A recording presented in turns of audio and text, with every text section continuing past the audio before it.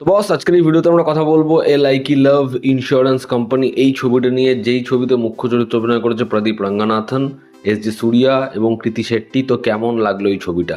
প্রদীপ রঙ্গনাথনের একটা hit Streak চলছিল, hit কেন ব্লকবাস্টার স্ট্রিক চলছিল। তার ছবিতে কন্টেন্ট ভালো হয় এবং তাকে দেখতে যেরকম লাগে, দেখে মস্তি লাগে। তো এই ছবিটা কি ভালো একটা ছবি হলো? দেখো, আমাকে যদি এক লাইনে বলতে হয়, কোনো রাগ ঢাক ছাড়া আমি বলছি, এই ছবিটাও খুবই বিলো অ্যাভারেজ একটা ছবি। ঠিক আছে, এই ছবির যে আইডিয়াটা সেটার মধ্যে দম ছিল, কিন্তু এক্সিকিউশন পুরো ছড়িয়েছে। ছবিটা সেকেন্ড হাফ একেবারে জালি। ছবির গল্পটা যদি একটু করে বলি, এখানে 2040-এর টাইম লাইন দেখানো হচ্ছে, যেখানে মানুষ নিজের দুনিয়াটা ফোনের মধ্যেই বানিয়েছে।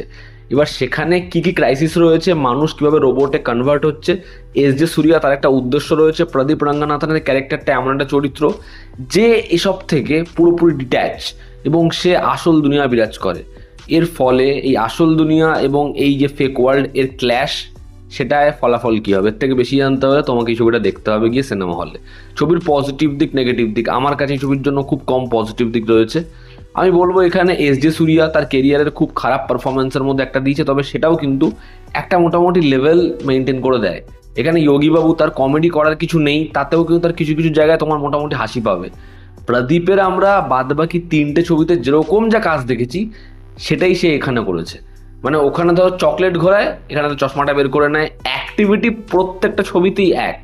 প্রদীপের ডান্স স্টেপ থেকে তার এন্ট্রি বা তার যেরকম ধরনের এক্সপ্রেশন, মানে প্রদীপ যদি আবার একটু অন্য জোনের ছবি না করে, প্রত্যেকটা ছবিকে আবার দেখলে মনে হবে কি যে একটাই ক্যারেক্টারও প্লে করে করে যাচ্ছে। তো আমার এখানে প্রদীপের সোয়াগ কিছু কিছু জায়গায় ঠিক আছে, তবে সেকেন্ড হাফে আমার মনে হচ্ছিল ভাই ছবিটা অনেক বড় হয়ে গেছে, ছবিটা শেষ হোক এবং প্রদীপকে একই রকম লাগছে, কিচ্ছু নেই আলাদা করে।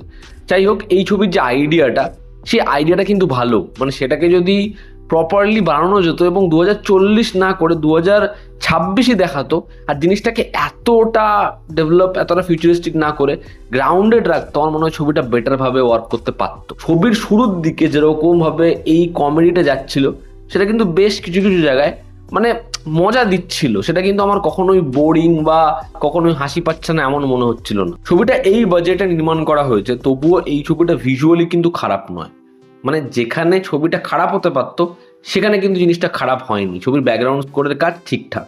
এবার যদি ছবির নেগেটিভ দিক বলি, ছবির মেন যেটা নেগেটিভ দিক সেটা হচ্ছে এই ছবির চিত্রনাট্য এবং পরিচালনা। আইডিয়া যতই ভালো হোক, যদি সেটাকে প্রপারলি এক্সিকিউট না করা হয়, তাহলে সেটা পেপারেই থেকে যাবে। এই ছবির ক্ষেত্রে সেটাই হয়েছে। ভালো একটা আইডিয়া, যেটাকে যদি 2025 বা গ্রাউন্ডেড করে বানানো হতো, এই ছবিটা অনেক বেটার হতে পারতো। কিন্তু সেটা করা হয়নি, যে কারণে ছবিটার মধ্যে যে সোলটা, সেটা কোথাও একটা গিয়ে মিসিং। যেরকম ভাবে এখানে বলছে সূর্যার ক্যারেক্টারটা, তার যে টিম, সে যাকে নিজের গার্লফ্রেন্ড মনে করে, সে আসলে কে, বলছে যে এখানে তার মধ্যে সোলটা নেই। আসলে ওটা ছবিটার ক্ষেত্রেই তাই, ছবিটার ক্ষেত্রেই সোলটা নেই। জিনিসটা খুবই রোবোটিক, খুবই ফিউচারিস্টিক, এবং সেখানে এমন এমন কনভারসেশন যেগুলো শুনে মনে হচ্ছে হাজারবার লাখবার দেখেছি, কিন্তু এবার যেন সেটা দেখার সময় মনে হচ্ছে খুব বোর করছে। এই ছবির ক্ষেত্রে সেই ফিলটা বারংবার হয়। ছবির রান টাইম সেটা খুব বড় মনে হয়। এবং এই ছবিটায় সব থেকে যেটা সমস্যা হচ্ছে, ছবিটা শুরুর দিকে না একটা পয়েন্ট রয়েছে যেখানে একটা বাবা তার মেয়েকে নিয়ে যাচ্ছে, মেয়েটা ফোনটাকে বলে এটা আমার জীবন, এবং তারপর একটা ইনসিডেন্ট ঘটে। ইনসিডেন্টটাকে যেরকমভাবে দেখিয়েছে না, ওটা মজার। মানে ওটা খুব বড় একটা রিয়েলাইজেশন, এবং ওই ক্যারেক্টারের যে রিপারকাশন সেটা কি, তো সেটা যেরকমভাবে দেখাচ্ছে খুব ভালো। এবার ওটা ছবির গল্প থেকে উধাও।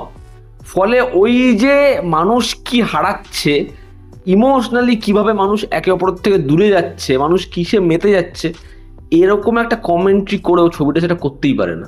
মানে আসল যে কোর বিষয়টা, ওটা কখনো এস্টাবলিশই হয় না। এখানে হিরো হিরোইনের রোম্যান্টিক ট্র্যাক, সেটা একেবারে বেকার লাগে। শুরুতে যখন ও অজ্ঞান হয়ে পড়ে যায়, আমি ভাবলাম চলো, মানে এটা কিছু তো সার্ভ করবে, সার্ভ করতে পারে না। এবং সেকেন্ড হাফে হিরো ভিলেনের টাসল খুব খুব বেকার, খুব ক্রিঞ্জ ক্রিঞ্জ ডায়ালগস, এবং যেরকম ধরনের লুক, যেরকম ধরনের অ্যাটমসফিয়ার, যা যাবতীয় জিনিসপত্রগুলো হয়, সেগুলো আমার একেবারেই পোষায় না। এবং এই ছবিটা প্রদীপের সব থেকে দুর্বলতম ছবি।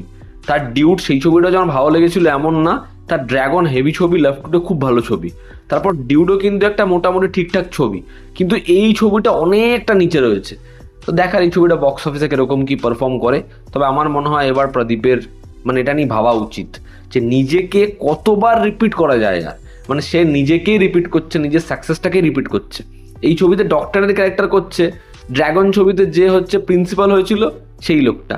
তুমি ছবির অ্যাপ্রোচ দেখলে বুঝতে পারবে যে তার ছবির হিট জিনিসপত্র, সোয়াগ, ওরকম ধরনের একটা বিজিএম, ওরকম ধরনের অ্যাক্টিভিটিস, এগুলো সে রাখবেই। এবং তার ক্যারেক্টারটা যেরকমভাবে একটা পয়েন্টে একটা খুব সিচুয়েশনটা দেখে তুমি হাসবে, সেখানে মেয়েটার উপর চিৎকার করে ওঠে এবং সেখানে সে এমন ভাব করে সে চুতিয়া হয়েছে। ঠিক আছে, তো এই যে বিষয়বস্তুগুলো এগুলো বারবার বারবার রিপিট হচ্ছে, তো সেই কারণে আমার মনে হয় জিনিসটা এবার অতিরিক্ত লাগছে। তো এই ছিল আমার ওপিনিয়ন। আমার জন্য এটা একটা বিলো এভারেজ ছবি। তোমরা যারা দেখেছো তোমাদের কি অপিনিয়ন জানিও। জনতা আমাদের পাশে আছে, আবার দেখা হচ্ছে। Take care.